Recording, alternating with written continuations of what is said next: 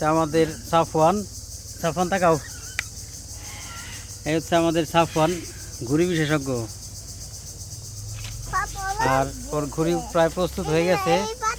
কি বাকি আছে? বাকি আছে কি সাফওয়ান? আর মাটির সুতো বাঁধতে বাকি আছে। আচ্ছা, মাটির সুতো বাঁধতেছে, তো আপনারা দেখেন। আর এটা হচ্ছে আমি বানাইছি ঘুড়ি। ঘুড়ি বানানোর প্রতিযোগিতা আমাদের চলছে এখন। এই ঘুড়িটা আমি বানাইছি, আর এখানে সাফওয়ান বানাইছে এই ঘুড়িটা। কোন ঘুড়িটা বেশি সুন্দর হয়েছে কমেন্টে জানাবেন। তবে সবচেয়ে বড় বিষয় হচ্ছে কোন ঘুড়িটা আকাশে উড়বে। আজকে বাতাস নাই, তারপরে আমরা চেষ্টা করুম যে এই ঘুড়িটা উড়ানোর জন্য। দুইটা ঘুড়ি আমরা উড়াই দেখব যে কোন ঘুড়িটা উড়ে। যে ঘুড়িটা উড়বে সেই কিন্তু ফার্স্ট, ঠিক আছে?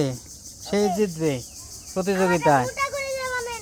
আচ্ছা ঠিক আছে, আর আমারটা চিকন করে বানানো।